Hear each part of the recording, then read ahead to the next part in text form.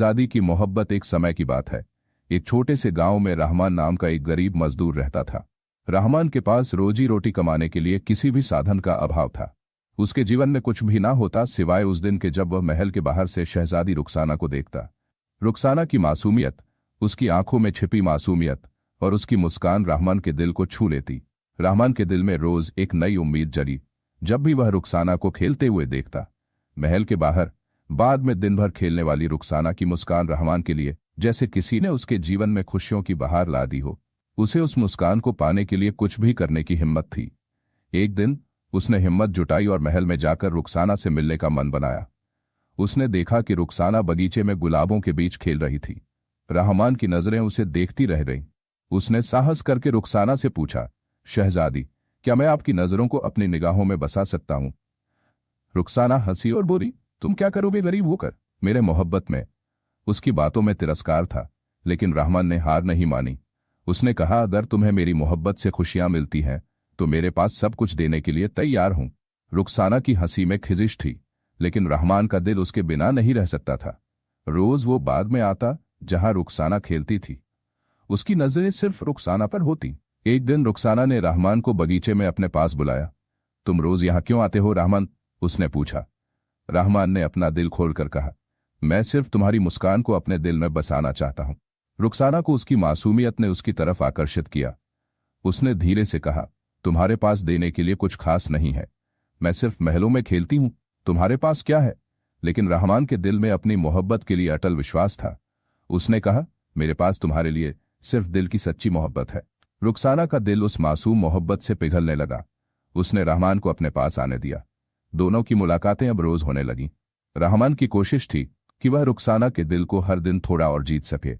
रुखसाना भी धीरे धीरे रहमान की मासूमियत और सच्ची मोहब्बत के आगे हार गई। उसने रहमान को अपने दिल में जगह दी। उनकी मोहब्बत अब मजबूत होती जा रही थी। एक दिन महल में शहजादी के जन्मदिन की तैयारियां चल रही थीं। रहमान को पता था कि उसे कुछ खास करना चाहिए। उसने रुखसाना के लिए गुलाब लाने का निश्चय किया। वह बाग में गया और वहां से एक सुंदर गुलाब लाया।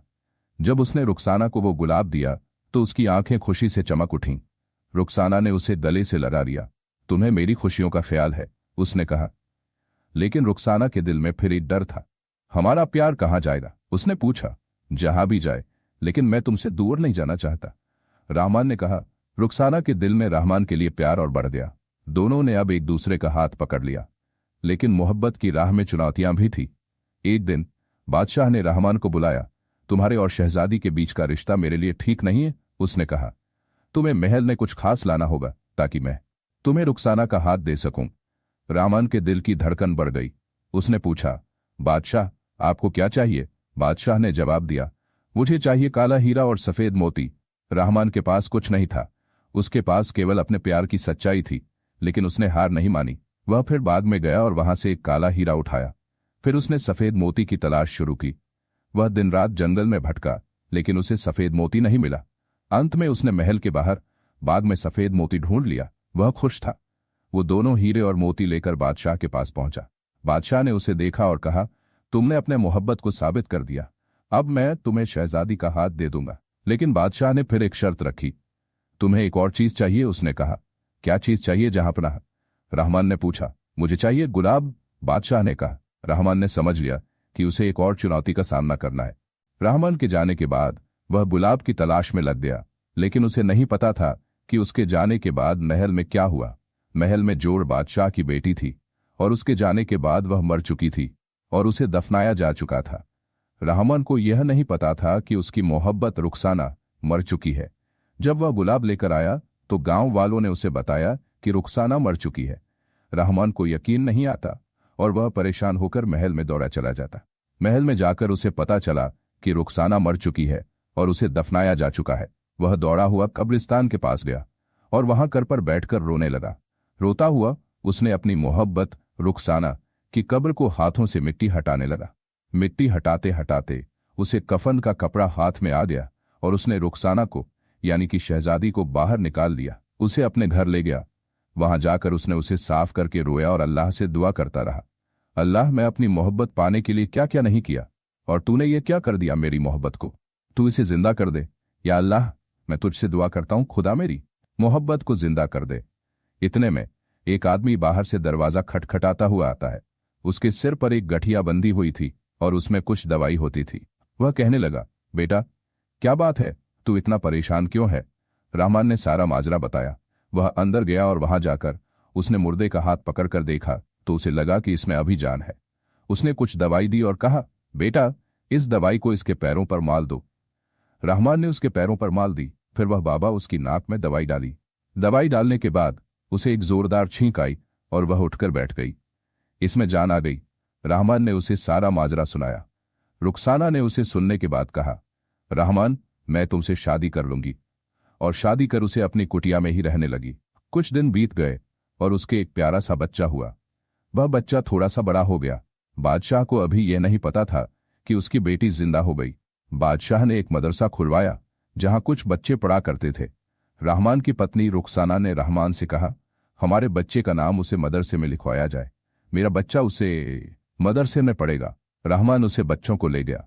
कुछ देर बाद बादशाह वहां आता है और बच्चों को देखकर उसे अपनी राजकुमारी की याद आ गई। वह कहने लगा, यह बच्चा किसका है? मौलाना ने कहा, यह फल आदमी का बच्चा है। बादशाह ने कहा, इसके बाबा को लेकर आए और मेरे से मिलवाए। अब वह बच्चा, रहमान का बेटा, तैयार होकर अपने बच्चों को लेकर महल में आया। बादशाह उसे देखते ही उसे अपनी गोद में बैठा लिया और उसे बच्चों को, जो बादशाह की रानी थी, उसके पास पहुंचा दिया। बादशाह की रानी ने देखकर कहा, बादशाह सलामत, इसकी नाक कान आंख बिल्कुल मेरी शहजादी जैसी है। बादशाह भी कहने लगा, हाँ ये तो बिल्कुल ठीक कह रही है, ये तो हमारी शहजादी जैसा है। फिर उसे पता चला कि हमारी शहजादी जिंदा है। गांव में तरह तरह की बातें हो रही थी कि शहजादी जिंदा कैसे हो गई। फिर बादशाह ने रुखसाना और रहमान को अपने घर बुलवाया और कहने लगा, यह बच्चा हमारे यहाँ रहेगा। रुखसाना को और रहमान को देखते ही बादशाह की रानी और राजा भी रोने लगे। कहने लगे, तू कैसे जिंदा हो गई? ऐसे कैसे मुमकिन हो सकता है? रहमान की मोहब्बत और हमारी शहजादी की मोहब्बत कैसे रंग लाई? रुखसाना ने सारा माजरा सुनाया और कहने लगी, मैं रहमान से शादी कर ली, मेरे यह बच्चा है। बादशाह ने उसे और रहमान को अपने महल में रहने के लिए कहता है और अल्लाह का शुक्र अदा करता है। देखो कैसे यह सारी बातें बदल चुकी हैं। रहमान कितनी मेहनत और मशक्कत के बाद उसे शहजादी से शादी करना चाहता था और कैसे वह राजा की मिन्नत करता था, लेकिन आज खुद राजा को उसे रहमान से मिन्नत करनी पड़ गई, अपनी बेटी को पाने के लिए और अपनी नवासे को पाने के लिए।